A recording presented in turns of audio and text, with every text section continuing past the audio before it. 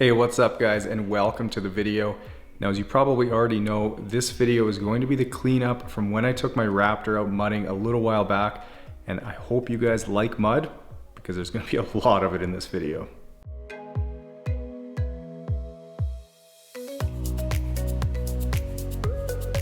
Alright, so I figured I couldn't possibly make this garage cleanup video without including and showing you a little bit of the pressure washing that was the cause of all the mess.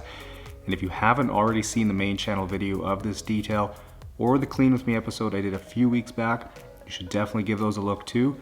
And for those of you who want to see a little bit more of the mudding footage, make sure you stick around until the end of the video as I included a bit more for you.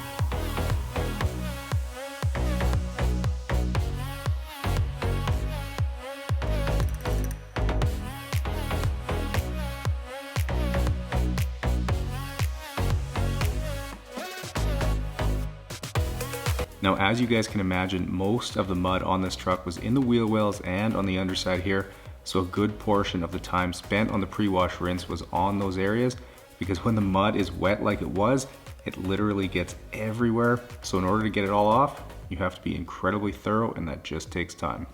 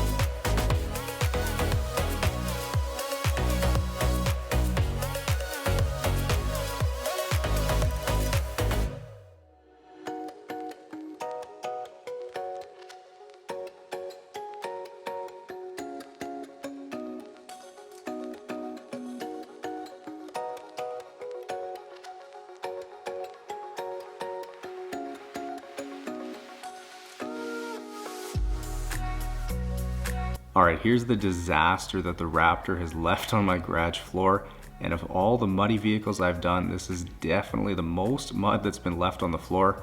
And while I usually use the pressure washer to start, I opted just for the hose and broom this time because there was just too much mud, and it would have taken longer and likely sprayed mud all over the walls.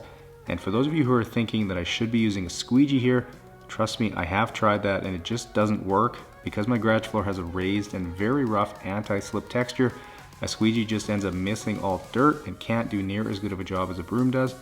And same thing goes for using a shovel. The flat edge can't get at all the mud, and with the floor not being impervious to scratching, the broom is really just the best tool for the job.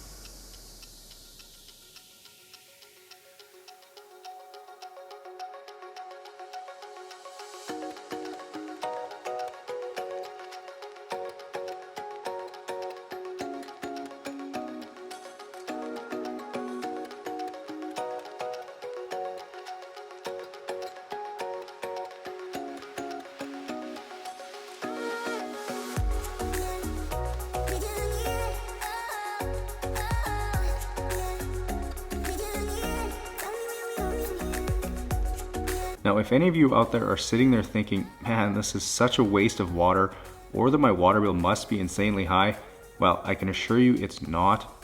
First off, water is really cheap here, and because most of my water usage is from using my pressure washer, it's really not as bad as you think, since pressure washers use far less water than a hose does.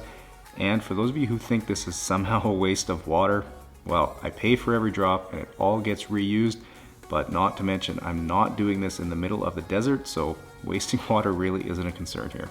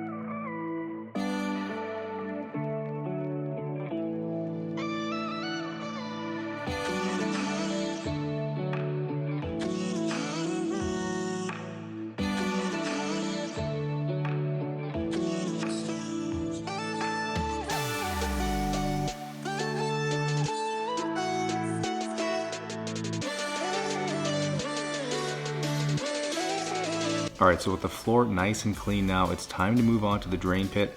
And obviously with all the mud, it completely filled it up. And I know there's going to be some people out there who are thinking, why not just use a shop vac to suck it out?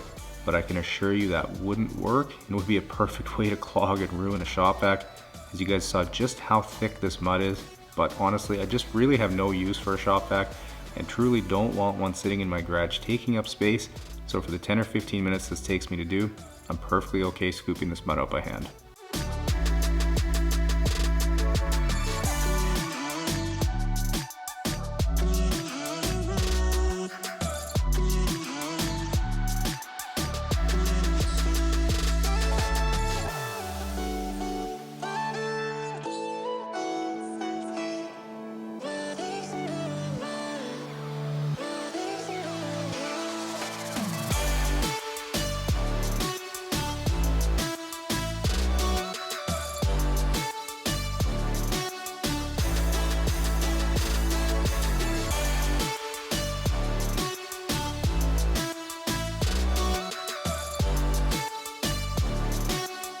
Okay, with the majority of the mud out now, I'll fill it back up with water. And if you're wondering how this drain pit works, the big compartment fills up first, which then lets water pass through to the smaller compartment.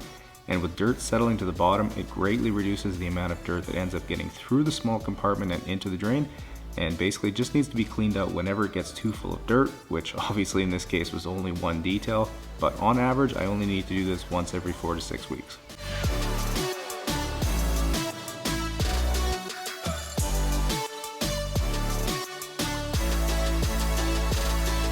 Alright, with the job done now, I'll simply run a whole bunch more water through it to flush out as much of the dirty water as I can.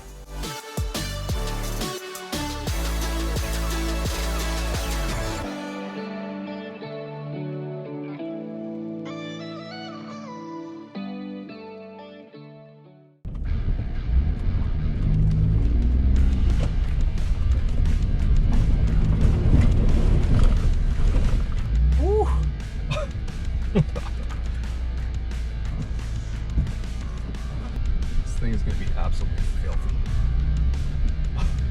But it's so much fun, it's totally worth it.